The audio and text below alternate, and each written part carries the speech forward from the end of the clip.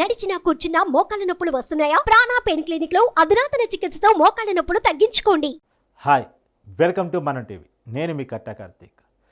AP రాజకీయాల మీద Congress party వేసిన పెద్ద స్కెచ్ని మీతో షేర్ చేసుకోవడానికి మీ ముందుకు వచ్చాను. మీరందరూ ఈ రోజు బయట చూసుంటారు. రగడపాటి రాజగోపాల్ రెడ్డి గారు, తర్వాత ఉండవేలి అరుణ్ కుమార్ గారు, మాజీ ఎంపీ హర్షవర్ధన్ గారు ఇప్పుడు ఈయన కాంగ్రెస్ పార్టీతోనే ఉన్నారు. సో వీరందరి భేటీని మీరు చూసే ఉంటారు. లగడపాటి రాజగోపాల్ రెడ్డి గారు ఏం మాట్లాడారో కూడా మీరు వినే ఉంటారు. కాంగ్రెస్ పార్టీ నాకు జన్మనిచ్చిన పార్టీ, కాంగ్రెస్ పార్టీ తరఫున ఈ ఎన్నికల్లో ఎవరెవరైతే పోటీ చేస్తారో వాళ్ళ తరఫున ప్రచారం చేస్తా అని చెప్పేసి మాట్లాడారు. ఒకవైపు రాజకీయాల్లోకి వచ్చే ఉద్దేశం లేదు అని చెప్తూనే ఇంకో పక్క కాంగ్రెస్ పార్టీ ఏపీలో బతకాలని చెప్పేసి కోరుకున్నారు ఆయన. సో వీళ్ళ భేటీలో కాంగ్రెస్ పార్టీని మళ్ళా ఎలా బతికించారనే చర్చ జరిగింది. సో వీళ్ళంతా కొంత పేస్ వాల్యూ ఉన్న లీడర్సు. ఇంకోటి, ఇప్పటికే మీ అందరికీ తెలుసు, షర్మిల గారు కాంగ్రెస్ పార్టీలో చేరిన విషయం. ఆమె రాజశేఖర రెడ్డి గారి కుమార్తె, జగన్మోహన్ రెడ్డి గారి చెల్లెలు. సో కాంగ్రెస్ పార్టీని ఏపీలో బతికించాలి. దానికోసం ఇప్పటికే మీ షర్మిల గారి నాయకత్వంలో పనిచేయడానికి ఎవరైతే వైసీపీలో మొదటి నుంచి రాజశేఖర గారి కుటుంబంతో అవినాభావ సంబంధం ఉండి ఇవాళ జగన్ గారు వైఖరి నచ్చక బయటకు వస్తున్న వాళ్ళు ఉన్నారో, అంటే ఆర్ రామకృష్ణారెడ్డి గారు ఓపెన్గా చెప్పేశారు. తర్వాత కాపు రామచంద్రరెడ్డి గారు కాంగ్రెస్ పార్టీలో షర్మిల నాయకత్వంలో రాబోతున్నారు. తర్వాత మాజీ మంత్రి పార్థసారథి గారు, తర్వాత బాలినేని శ్రీనివాసరెడ్డి గారు, వీళ్ళు కూడా సమయాన్ని బట్టి మళ్ళీ కాంగ్రెస్ పార్టీలోకి వచ్చే అవకాశం మనకు కనపడతా ఉంది. వాళ్ళు వైసీపీ పట్ల అసంతృప్తితో ఉన్నారు. ఇప్పుడు ఇలా పేర్లు చెప్పుకుంటూ పోతే చాలామంది ఉన్నారు. కాకపోతే ఇప్పుడు కాంగ్రెస్ పార్టీలో అవకాశాలు లేవు కాబట్టి, ఇప్పటికిప్పుడు కాంగ్రెస్ పార్టీ పికప్ అయ్యే పరిస్థితి లేదు కాబట్టి కొద్దిగా వెనక ముందు ఆడుతున్నారు. కానీ వైసీపీలో దాదాపు సగం పైన మంది అసంతృప్తితో ఉన్నారు.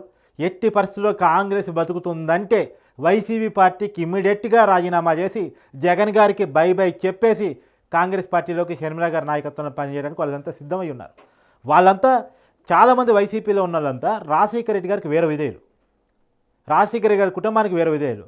కానీ వాళ్ళ లాయల్టీని జగన్ గారు పాడు చేశారు, తమ రాజకీయ అవకాశాలను పాడు చేశారు, తమ మీద వ్యతిరేకత ఉంది అని తమ పొలిటికల్ లైఫ్ మీద మరకలేస్తున్నారు అంటుంది వాళ్ళందరి ఆవేదన.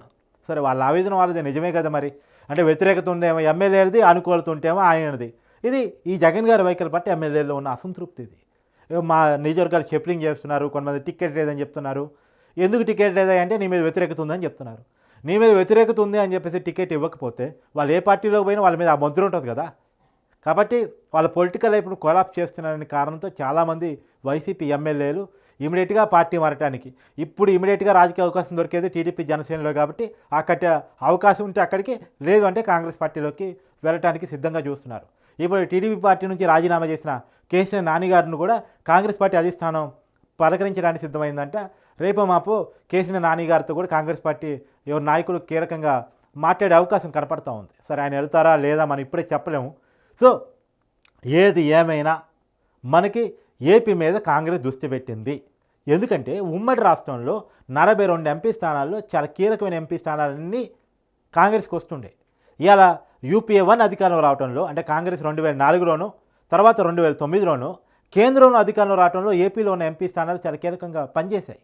కానీ రాష్ట్ర విభజన వల్ల ఆంధ్రాలోనే పూర్తిగా కాంగ్రెస్ పార్టీ లేకుండా పోయింది, తెలంగాణలోనే మొన్న అంటే అధికారంలోకి వచ్చింది, గత 10 సంవత్సరాలుగా అధికారంలో లేకుండా పోయింది. సో రాష్ట్ర విభజన కాంగ్రెస్ పార్టీ మీద చాలా పెద్ద దెబ్బ పడింది. తర్వాత రాజశేఖర రెడ్డి గారి మరణం తర్వాత జగన్ గారి తిరుగుబాటు. సో ఇవన్నీ కాంగ్రెస్కి దెబ్బ మీద దెబ్బ పడ్డాయి. ఇవాళ వైసీపీ వెనకాల ఉన్న ఓటు బ్యాంక్ అంతా కాంగ్రెస్దే. ఇదే చర్చ జరిగింది. ఇప్పుడు కాంగ్రెస్ పార్టీ బతకాలంటే వైసీపీ పార్టీ చచ్చిపోవాలి. ఎందుకంటే వైసీపీ పార్టీది కాంగ్రెస్ పార్టీది ఒకటే ఓటు బ్యాంకు. కాంగ్రెస్ ఓటు బ్యాంకే వైసీపీ ఓటు బ్యాంక్గా మారిపోయింది.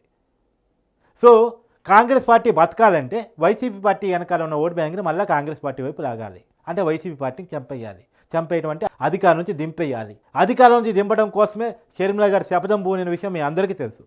ఖచ్చితంగా అన్నని అధికారం నుంచి దింపుతాను, కాంగ్రెస్ అధిష్టాన నాయకులకి షర్మిల గారు ఇచ్చిన మాట ఇది.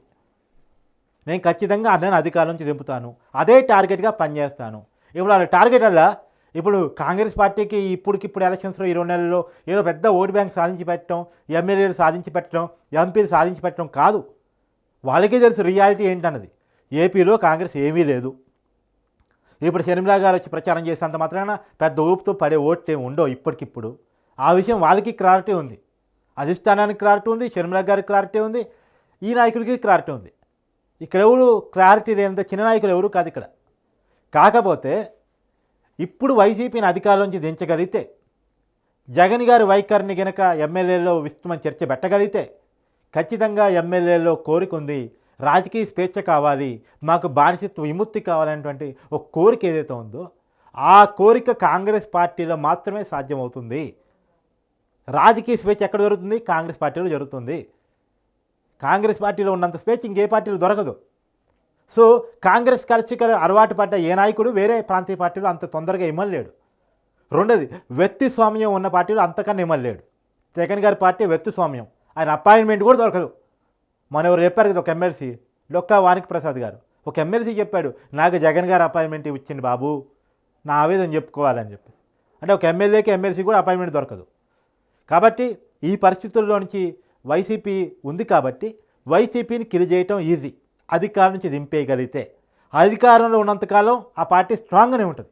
ఏ ప్రాంతీయ పార్టీ అయినా అధికారంలో ఉన్నంతకాలం స్ట్రాంగ్గా ఉంటుంది. వన్స్ అధికారం పోయిందంటే ఆ ప్రాంతీయ పార్టీ బతికిద్దా లేదా అనే చర్చ జరిగింది. కాబట్టి అధికారం నుంచి దించగలిగితే వైసీపీ ఓటు బ్యాంక్ని కాంగ్రెస్ వైపు లాక్కోవటం పెద్ద కష్టం కాదు. ఫస్ట్ మనం చేయాల్సిన పని ఖచ్చితంగా జగన్మోహన్ రెడ్డి గారిని సీఎం పీఠం నుంచి దింపటమే. ఇదే టార్గెట్గా ఈ చర్చ అంతా నడిచింది. ఇదే చర్చ వాస్తవంగా ఢిల్లీలో జరుగుతుంది, షర్మిల మధ్యలో జరుగుతుంది, వీళ్ళందరి చర్చలో జరుగుతుంది.